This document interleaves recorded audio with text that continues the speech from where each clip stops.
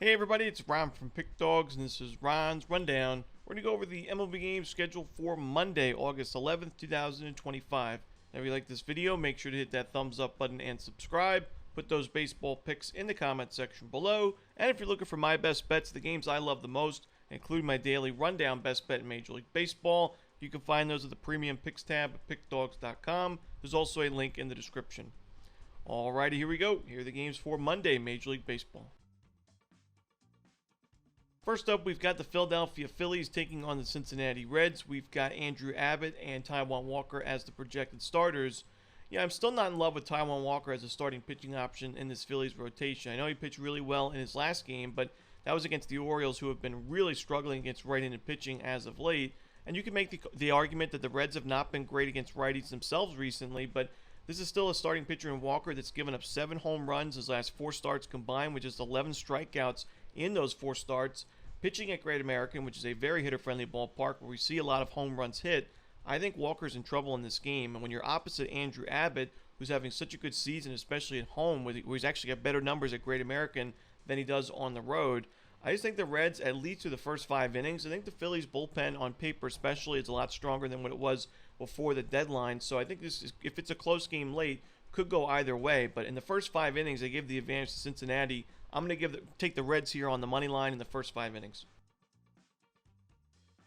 Next up, we've got the Minnesota Twins and the New York Yankees. We've got Zebby Matthews and Will Warren as the starters. Now, I do think the Yankees win this game, but obviously the Yankees are a steep favorite in this one at home, so I don't see a ton of value on the Yanks on the money line or run line in this game. I'd rather just look at the total. I think we see a lower scoring game, and we've seen some higher scoring games for both of these teams as of late, but Will Warren has pitched really well at Yankee Stadium on the season. He's pitched well recently in general. In his last 2 games, one on the road, one at Yankee Stadium, combined 11 innings of 1-run ball. So he's in good form, and I think this Twins lineup, while it's been competitive over the last couple of series, it's still not great on paper after the deadline, and I think Warren can put together 5-6 strong innings. And on the other side, Zebby Matthews, I think he's a lot better than his current ERA. It's above 5 right now, but I think we see it shrink as the season continues. He had 5 innings of 1-run, 6 strikeout baseball his last game against the Tigers. The Yankees' offense has been inconsistent. I know Judge back in the lineup, but I think Matthews will be okay in this game to keep this under the total. So give me the under in Twins-Yankees. Next up, we've got the Tigers and the White Sox. We've got Chris Paddock for Detroit, but no official starter right now for Chicago. Now, Paddock pitched well in his Tigers debut, but then struggled in his most recent game against his former team in the Minnesota Twins. Four innings of 4-run, 2-home-run baseball with no strikeouts, which is a big concern in those 4 innings. Ended up being a 6-3 loss for the Tigers. And we can't forget that at the very beginning of the season, Paddock faced this White Sox lineup. It was his first start of the season. 3 1/3 innings of 9 earned run, 3 home run baseball, and a 9-0 blowout loss. At that time, the Twins were obviously a big favorite in that game.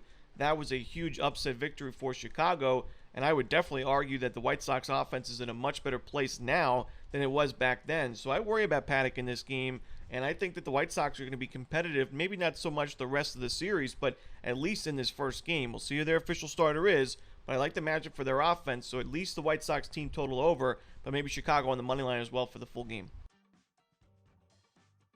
Next up, we've got the Pittsburgh Pirates taking on the Milwaukee Brewers. We've got Andrew Heaney and Freddie Peralta as the starters.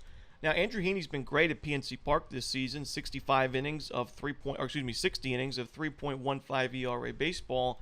But on the road, where he is here, he's been dreadful. 55 innings, 6.55 ERA, 1-6 record to go with it. You've got one of the hottest teams in baseball in the Brewers on the other side against. This is a really tough lineup against left-handed pitching right now. And you got Freddie Peralta, who's bounced back in a big way. His last game, 5 innings, 1 run, 7 strikeouts in a 7-2 Brewers win. Peralta at home this season, 67 2/3 of 74 strikeout, 2.13 ERA baseball with a 7-1 record to go with it. Listen, I backed the Pirates plenty of times this season. I know everybody likes to say I backed the Twins, Nationals, Marlins a bunch. Pirates are right up there. I've taken Pittsburgh plenty of times, but even I can't get with the Buccos in this game, so I'm going to roll with the Brewers on the run line in this one. Next up, we've got the Nationals and the Royals. We've got Cade Cavalli and Bailey Falter as the starters. I think the Nationals are going to compete at least in the first 5 innings of this game, and I think the bullpen advantage is there for KC, but I like the Nationals in the first 5 plus a half a run. Bailey Falter did not pitch well in his team debut for KC. 7 earned runs given up in 4 innings, and the Nationals have not been great against left-handed pitching in the last month or so, but I still think that, when you got Cade Cavalli on the other side, who used to be a big-time pitching prospect for the Nationals before his Tommy John surgery, he makes his season debut, team debut in 2025, 4 1/3 innings of 6 strikeouts, shutout baseball. He's got a lot of upside to his game, a lot more than Bailey Falter. I think the Nationals can back him up for a couple of runs in the first 5 innings and at least cover that run line, but I'll take the Nationals in the first 5.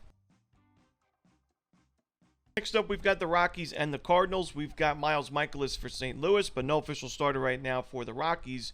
Not my favorite game on the board right now with the lack of information for Colorado's starter, but I think the Rockies at least will show up offensively in this series like they did against the Diamondbacks in Arizona. And, Mikolas has been a lot better at Busch Stadium, but still not a starting pitcher I'm looking to back, and we can only imagine the Cardinals are going to be a steep favorite in this game. Mikolas' last start, 3 innings, 5 earned runs, 3 home runs against the Dodgers. Again, that was on the road. But even his most recent home start, while he pitched well, the Cardinals bats did not back him up in a 2-0 loss against the Marlins. So I'm right now leaning towards the Rockies plus the 1.5 runs on the road. Next up, we've got the Diamondbacks and the Rangers. We've got Ryan Nelson and Nathan Eovaldi as the starters. It's tough to go against Nathan Eovaldi right now. I mean, in the month of July, 30 2/3 of .59 ERA baseball and 5 Rangers wins and run line covers. And then his first start of August, he goes 8 innings of 6 strikeouts, shutout baseball against his former team in the Yankees in a 2-0 Rangers win. So another run line cover. They've won 6 straight games all on the run line. I got to go with the Rangers on the run line again in this one, but you can maybe split your bet with the money line and run line. I also think the under is worth a look. I don't think that the Rangers are going to score a ton of runs in this game. I mean, Nelson's pitched pretty well this season, so I look for a lower scoring game that the Rangers end up winning in that 3-1, 4-1 range. So give me the under and the Rangers. Next up, we've got the Red Sox and the Astros. We've got Garrett Crochet for Boston, but no official starter right now for Houston. Now, we've talked about how the Astros over the last few years have been great against left-handed pitching. They've been a really tough lineup for lefties, but really in the last 30 days, it's just not been the case. They're 23rd and dead last, 30th in OPS and isolated power, respectively, against left-handed pitching, with an elevated strikeout rate, a little bit steeper than what we're used to seeing from Houston. You got one of the best lefties in baseball in Garrett Crochet on the mound for this one. I know the Red Sox are traveling, but I'm not too worried about it. I think Crochet puts together a really good outing. I think the Red Sox, who have been one of the hottest teams in baseball, pick up a win in this one. So give me Boston on the money line. Next up, we've got the Dodgers and the Angels. We've got Yoshinobu Yamamoto and Jose Soriano as the starters. I'm still looking to fade Jose Soriano at Angel Stadium. He lost another game last time out at home, 4 innings, 7 runs, a home run to go with it, and a 7-3 loss. The Angels are now 3-10 in Jose Soriano home starts this year, which obviously, I mean, a lot of those games the Angels were favored in. You're losing a lot of money in those home starts for Jose Soriano on the money line. So while the Dodgers are pretty steep favorites in this game, I got to roll with the Dodgers in this one. Yamamoto's a good option on the other side for the Dodgers. He's not been as sharp on the road than he's been at Dodger Stadium, but I think he gets the run support. He's in good form overall. Give me the Dodgers on the money line and maybe even the run line. Next up, we've got the Padres and the Giants. We've got Yu Darvish and Logan Webb as the starters. Now, over the last couple of months, we've seen these teams go in different directions. Both had good starts to the year, but the Giants, they were really off to a great start in 2025, and then they just regressed. I mean, that's really what it was. Their bullpen was just not as good as what it seemed on paper. The rotation had some injuries and underperformers. The lineup has been one of the weakest in baseball now that we see the Giants here hovering right around 500 at this point in the year after they were well above 500 at the beginning of the season. But this is still a situation where even though the Padres have been playing a lot more competitive baseball recently, I still think the Giants have an advantage in the starting pitching matchup, pretty big advantage as well. I mean, Logan Webb has had an inconsistent year at times. He's got an ERA in the 3s, but he's been really sharp his last 2 games, and he's been able to keep the ball on the ground in those last 2 starts with a ground ball percentage above 50%. That's where Logan Webb is at his best. He's a ground ball specialist, a pitch-to-contact guy, but here he has 21 strikeouts in his last 11 2/3. So it's good to see him, earn some missed bats and still not give up the home run ball. He's only given up 1 home run in his last 4 starts combined. You're facing a Padres team that overall this season is the 4th highest ground ball percentage in Major League Baseball. It's a good matchup for Logan Webb. He faced this Padres team at Oracle Park earlier in the year on June 2nd. 8 innings of shutout baseball, 7 strikeouts, had a 16-6 ground ball to fly ball ratio in that game. Now, it ended up still being a Giants loss, 1-0 in extra innings. Goes to show you how bad that offense has been. But I think they'll be able to get to Yu Darvish for enough. I mean, Darvish has not been sharp to start his season. And while Logan Webb struggled earlier in the season against the Padres, that start was at Petco Park. We know Logan Webb is a lot better at Oracle Park at home than he is on the road, not just this year, but over the years. So I think Logan Webb puts together a good outing. I think he gets the run support. I like the under and the Giants on the money line.